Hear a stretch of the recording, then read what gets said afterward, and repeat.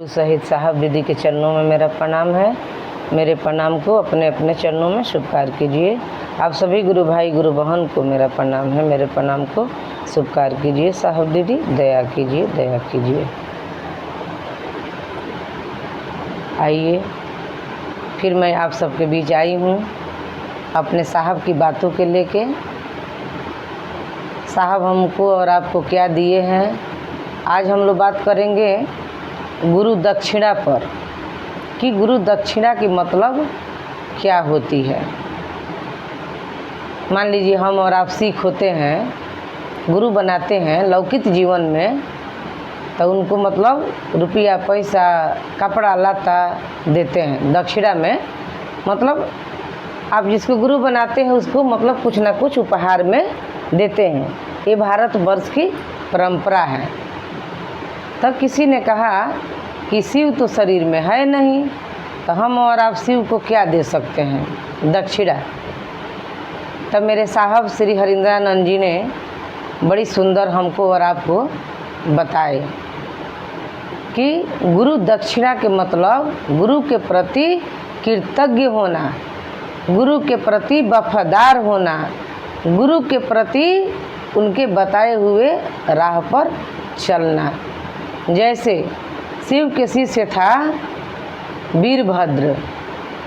वीरभद्र को जब महादेव ने अपने जटा से जब उत्पन्न किया, जब माँ सती अपने शरीर को आग में जला ली, तो शिव मतलब क्रोधित हो गए और वो क्रोध में अपने मतलब जटा से एक मतलब बाल निकाले और उसी से वीरभद्र पैदा हो गया। तो जो शिव से पैदा होगा वो सबसे पहले क्या करेगा, सबसे पहले वो अपने गुरु को प्रणाम करेगा। तब वीरभद्र ने शिव को प्रणाम किया और बोला कि बोलिए क्या आदेश है। शिव ने कहा कि जाइए दक्ष के सर कलम करके लाइए। और वीरभद्र चल दिया। रास्ते में बहुत लोग मिले ऐसे कि मतलब वीरभद्र को रोकने वाला नहीं जाने देते थे, रोकते थे, लेकिन वीरभद्र ने अपने गुरु के आदेश पर निकल गया तो निकल गया, नहीं रुका और जा कर के दक्ष के सर काट के लाके महादेव को दे दिया। तो इससे हमको और आपको सीख मिलता है कि शिव के शिष्य को ऐसा होना चाहिए कि जो मेरे गुरु ने कहा है उस पर चलना चाहिए, उस राह पर चलना चाहिए। तो हम और आप क्या देंगे दक्षिणा। तो साहब ने कहा, साहब का एक बार मतलब बर्थडे था, जन्मदिन, तो लोग फूल तोड़ के मतलब ले गए साहब को सुंदर सुंदर फूल देने के लिए। तो साहब जब देखे तो साहब को बड़ी दर्द हुआ। साहब बोले कि ये आप लोग क्या कर दिए, क्यों मतलब इतना सुंदर फूल को आप लोग तोड़ दिए। जो प्रेम करता है फूल से वो तोड़ता नहीं है, वो फूल को उसी तरह छोड़ देता है, देखता है कि कितना सुंदर मतलब ये फूलता है, कितना सुंदर खिलता है, कैसे लगता है। तो आप और आप लोग हमको अगर मतलब फूल दीजिएगा तोड़ के तो मैं खुश नहीं होऊंगा, पैसा दीजिएगा, कपड़ा दीजिएगा तो मैं खुश नहीं होऊंगा। मैं कब खुश होऊंगा कि जो मैं चाहता हूँ वो आप कीजिएगा, तब मुझे खुशी मिलेगी। तब मुझे अगर गिफ्ट देना है तो एक शिव का शिष्य दे दीजिए, मुझे एक शिष्य बना दीजिए और एक शिष्य मुझे दे दीजिए, और मुझे कुछ नहीं चाहिए। और अगर शिव के शिष्यता में अगर किसी को देखना है तो मुझे देखिए। साहब ने कहा कि मुझे देखिए कि मैं चर्चा किया तो शिव के लिए किया, मैं अपने लिए कुछ नहीं किया। मेरे पिता के घर यही सिवान जिला के अमलोरी में 150 एकड़ ज़मीन है, लेकिन मैं आज तक देखने तक नहीं गया कि कितना ज़मीन है।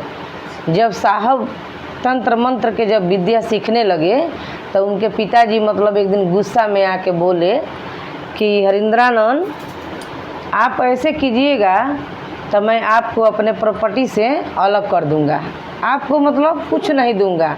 तो मेरे साहब ने उसी दिन संकल्प लिया और कहा कि मुझे आपकी धन संपत्ति प्रॉपर्टी की कोई ज़रूरत नहीं है। मैं हरिंद्रानंद संकल्प लेता हूँ कि मैं रहूँगा भाड़े के घर में और मरूँगा हॉस्पिटल में। और मेरे साहब ने करके दिखाए, जितना दिन रहे उतना दिन भाड़े के घर में रहे। 2000 रुपया किराया देते थे उपवन में, चाहे जहाँ भी रहे। और जब शरीर छोड़ने का समय आया तो साहब आज तक कभी हॉस्पिटल नहीं गए थे, लेकिन अंतिम समय में मेरे साहब हॉस्पिटल में चले गए, क्योंकि वो बोले थे कि मैं मरूंगा हॉस्पिटल में। तो साहब मेरे हॉस्पिटल चले गए। लेकिन हम तो कहते हैं कि जो माँ ने उनको जन्म दिया वो धन्य है, उनकी माँ श्री राधा रानी जी और पिता विश्वनाथ सिन्हा, वो धन्य है। हम लोग बड़ा सुंदर एक छोटा सा भजन गाते हैं कि धन बायम लोरी सरसार अजीला सीवान साहब जन्म लिहानी आ सबके भाग हरिंदर सर जन्म लिहानी। धन रहली माई उनकर बेटा जनमा दिहली, बेटा जनमा दिहली। हमनी ऐसन पपियन के भगिया जगा दिहली, भगिया जगा दिहली। शिव ऐसन गुरु से हमनी के मिलौले साहब दया करी। धन बायम लोरी सरसर अजीला सिवान साहब जन्म लिहानी। तो सही बात बा कि धन बाड़ी उ राधा रानी, उ राधा माँ जो ऐसा बेटा के जन्म देहली। बेटा तो सब कोई जन्म देला, सब कोई करेला, लेकिन इस भारत वर्ष में एक एक ऐसे ऐसे पुत्र आए, जैसे विवेकानंद, जैसे गौतम बुद्ध, जैसे महावीर आए, मतलब एक एक महापुरुष आए कि आप आज उनके नाम लेते हैं, आज आप उनके मतलब कब्र पर जाते हैं तो आपकी मनोकामना पूरी होती है। और लोग कह रहा है गुरु भाई गुरु बहन कि अब साहब नहीं है, अब रांची जाने की कोई ज़रूरत नहीं है।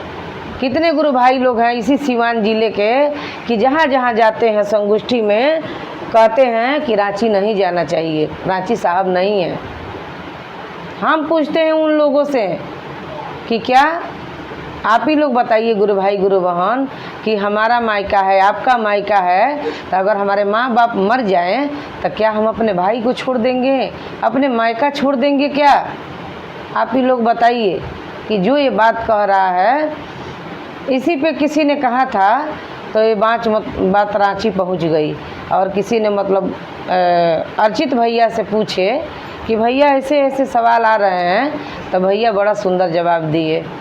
कहे कि तो आपकी मामला है, आपके आध्यात्मिक पिता हैं साहब श्री हरिंद्रानंद, आपके पिता के घर है, आप तय कीजिए कि आपको जाना है कि नहीं जाना है।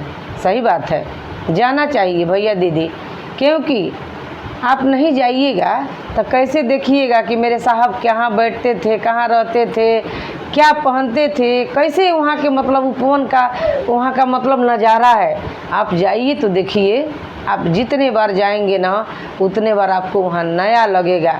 वहाँ कोई मंदिर नहीं है, कोई मस्जिद नहीं है, कोई मतलब वहाँ पूजा स्थल नहीं है, लेकिन मंदिर से भी बढ़ के है। कौन कहता है कि साहब नहीं है?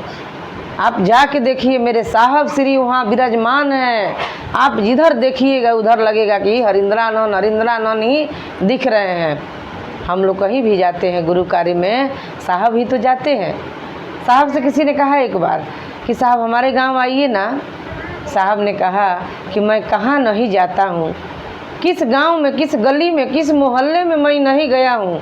जहाँ मेरी बात जाती है वहाँ मैं ही तो हरिंद्रानंद जाता हूँ। और मैं रहूँ या ना रहूँ, आप लोग के साथ हमेशा रहूँगा। अभी तो शरीर में हूँ, जिस दिन मैं शरीर छोड़ दूँगा उस दिन सबसे ज़्यादा मैं आपके साथ रहूँगा। अभी बंधन में हूँ। सही बात है, साहब जब से शरीर छोड़े हैं तब से 50 गुना ऊर्जा के साथ हमारे और आपके साथ चल रहे हैं। देखिए, जो ये बात कहता है वो देखें कि कितने गुरु के काम तीव्र गति से चल रहा है और आगे भी चलेगा। हम रहेंगे, आप नहीं रहेंगे, हम नहीं रहेंगे, हमारे आने वाली पीढ़ी देखेगी और पूछेगी कि हरिंद्रानंद कैसे थे, हरिंद्रानंद कौन थे, कैसे बोलते थे।